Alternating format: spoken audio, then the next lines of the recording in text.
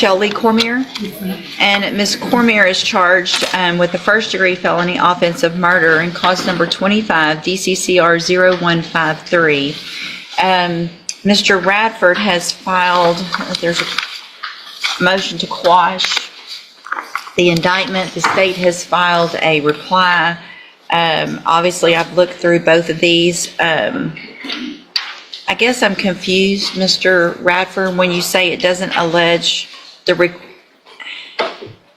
requisite mens rea for murder? Judge, if I may, the common law has established that murder is when someone intentionally and knowingly causes the death. Okay, but the statute is what we're going to go by. Yes, ma'am. Okay. But I don't think it was the intention of the legislature to remove the requisite mens rea. What makes you think that? Because the common law going back 1,000 years has required murder to be intentionally and knowingly. But they've added Right. section B4, which it's a little confusing because the caption states it's 1902C, but the way it reads is the way B4 reads under 1902, which requires only knowingly, not intentional, knowingly manufactures or delivers a controlled substance included in penalty group 1B, blah, blah, blah. That's fentanyl. That's what the allegation is. And so it actually has the mens rea of knowingly deliver. It reads straight from the statute. So I'm going to deny that motion to quash. Can I Sure. just make a brief argument? Yeah. Under this indictment, under the way that it's pled, if a doctor gives a patient fentanyl and that patient dies, then that doctor can be charged with murder even though he did not intentionally or knowingly. Well, there's an exception.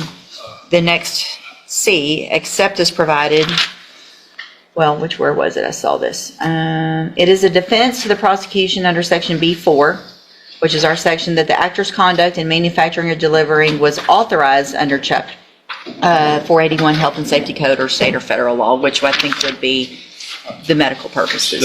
So there's an exception. Is it my understanding then, is the court of the opinion that the state must prove that my client knowingly delivered fentanyl to an individual?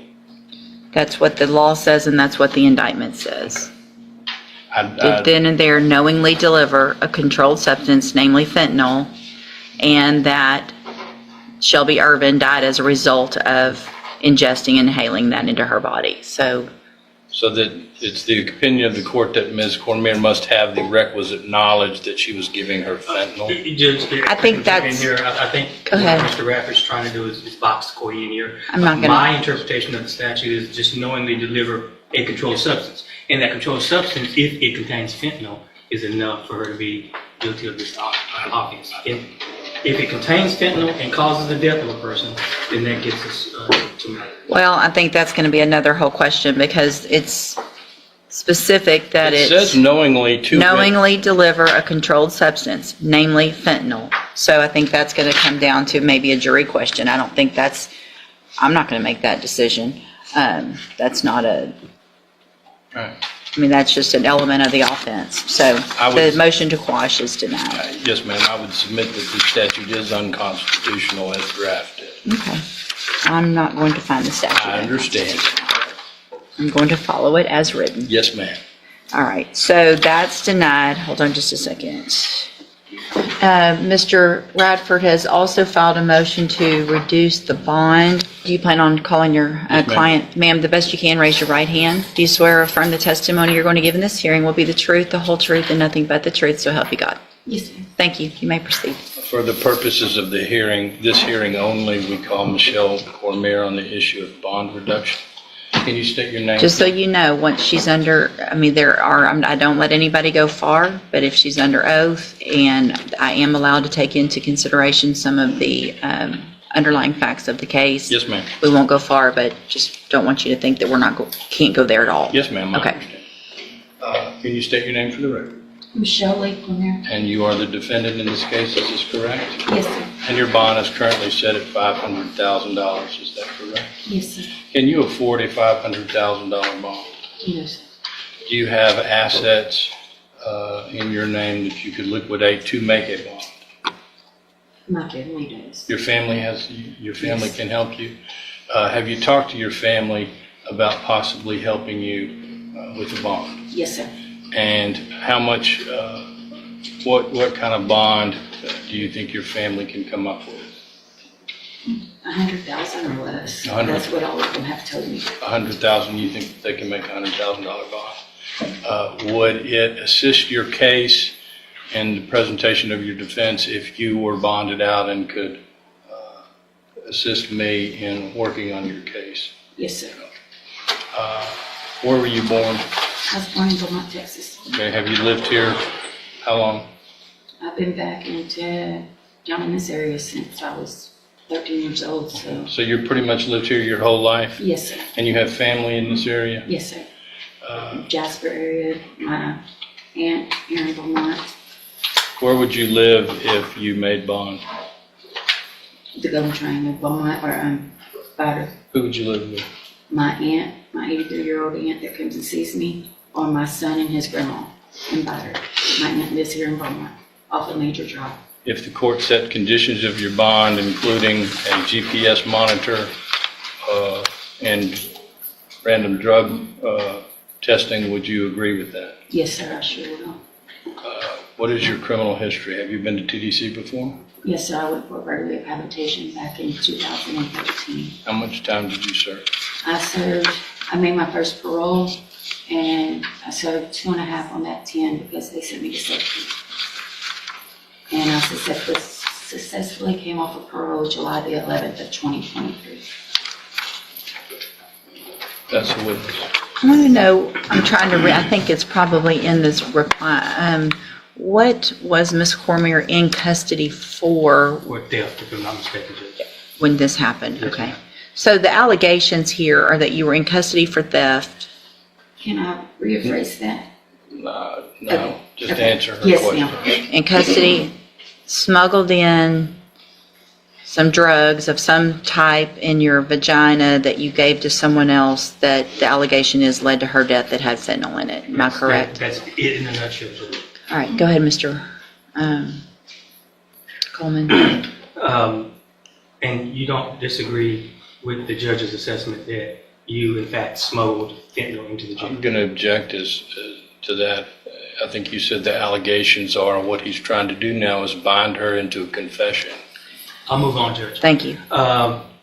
While you were in jail, did you provide a controlled substance or substances to other felonies? Again, Judge, I'm going to object that is not relevant at this time. I'll move on, Judge. Thank you.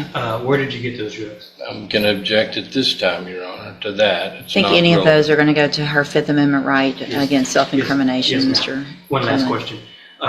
When you were arrested on the theft offense back in November of 2024, did you have a pending felony drug case in Orange County? Had you been arrested for methamphetamine possession in Orange County? Yes, ma'am. Yes, sir. That's all I asked. What's the status of that case? Do we Still know? pending as far as I know. Okay. I don't think it's been filed. But if it's orange, it could They're take- waiting on it could take drugs years. testing. Okay, anything else? No, ma'am.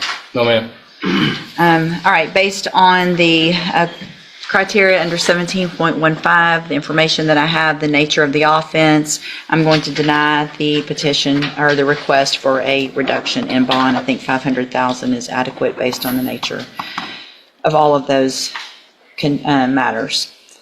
All right, anything else then on this case? No, ma'am. No, Judge. Okay, we'll reset it for an announcement. Thank you. May I be excused? Yes, thank you.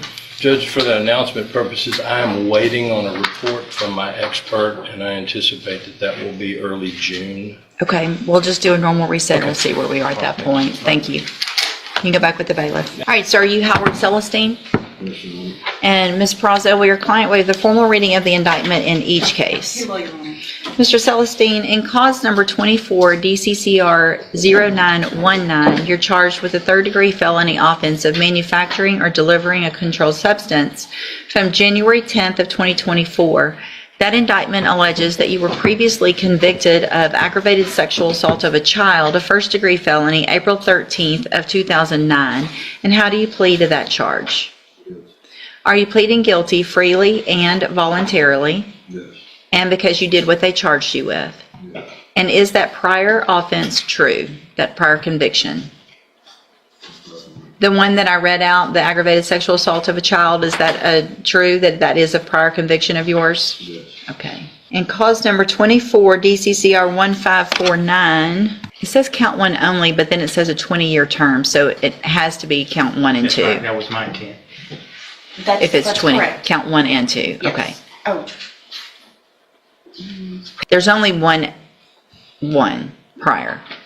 right. So that's what makes that third degree turn into a The second. second degree. Oh, okay. Sorry. So pleading on count one would only be to the underlying offense. Right. Okay, so in 24 DCCR 1549, you're charged with a second degree felony offense of aggravated assault with a deadly weapon from June 24th of 2024. The indictment alleges that same prior conviction from April 13th of 2009. And how do you plead to that charge? Yes. Again, are you pleading guilty freely and voluntarily? Yes, ma'am. And again, is that prior conviction true? And did you enter your plea of guilty in this case freely and voluntarily? Yes, Judge. And because you actually did what they've charged you with? Yes. So in cause number 24 DCCR 1550, you're charged with a first-degree felony offense of murder from June 24th of 2024, and the state's elected to proceed on that count only. And how do you plead to that charge? Yes. Again, are you pleading guilty freely and voluntarily? Freely. And because you did what they charged you with? Yes. In cause number 24 DCCR 1551, you're charged in that case with the state jail felony offense of abandoning or endangering a child from June 24th of 2024. And how do you plead to that charge? Yes. Again, are you pleading guilty freely and voluntarily? Freely. And because you did what they've charged you with? In each of these cases, I have here on the computer some documents that have your signature on them that the state has marked as exhibit number 1. Before you signed these, did you go over them with Ms. Perazzo? Yes. Do you fully understand them? Yes. And do you understand if I follow the agreements that you've reached with the district attorney, you'll be waiving or giving up any right to appeal? Yes. Do you also understand if you're not a U.S. citizen that a plea of guilty or no contest may result in your deportation, exclusion from admission to the country, or denial of naturalization under federal law? Yes. State tenders number 1 in each case. No objection. It's admitted in each case. Is there any evidence that Mr. Celestine is not competent? No, Your Honor. All right, sir, in each of your cases, I'm going to find that you entered your pleas of guilty and true in the cases that you did freely and voluntarily. Find that you're mentally competent and you understand the nature and the consequences of your pleas in each case. In cause number 24 DCCR 0919, find sufficient evidence to find you guilty, and at this time find you guilty of manufacturing or delivering a controlled substance. Find that prior conviction true. Sentence you in accordance with your agreement to a term of 20 years in the institutional division of the Texas Department of Corrections. You will receive credit on that sentence for any time that you've been in custody that the law gives you the right to receive. In cause number 24 DCCR 1549, also find that you entered your plea of guilty freely and voluntarily. Find sufficient evidence to find you guilty, and at this time find you guilty of aggravated assault with a deadly weapon. Find that prior conviction true. Sentence you in accordance with your agreement to a term of 50 years in the institutional division of the Texas Department of Corrections. You will also receive credit on that sentence for any time that you've been in custody that the law gives you the right to receive. In cause number 24 DCCR 1550, find sufficient evidence to find you guilty, and at this time, or find that you entered your plea freely and voluntarily. Find sufficient evidence to find you guilty, and at this time find you guilty of the offense of murder. Sentence you in accordance with your agreement to a term of 50 years in the institutional division of the Texas Department of Corrections. You will receive credit on that sentence for any time that you've been in custody that the law gives you the right to receive. And then finally, in cause number 24 DCCR 1551, find sufficient evidence to find you guilty, and at this time find you guilty of the state jail felony offense of abandoning or endangering a child. Sentence you in accordance with your agreement to a term of 2 years in the state jail prison. You will receive credit on that sentence for any time that you've been in custody that the law gives you the right to receive. These cases will all run concurrently, which means together at the same time. I am making an affirmative finding of a deadly weapon in cause number 24 DCCR 1549. I'm handing you in all of your cases the trial court certifications that shows that these were agreements that I followed, and so you've waived your right to appeal. I have also handed you a written admonishment regarding your ineligibility to possess a firearm or ammunition. Because of the judgments entered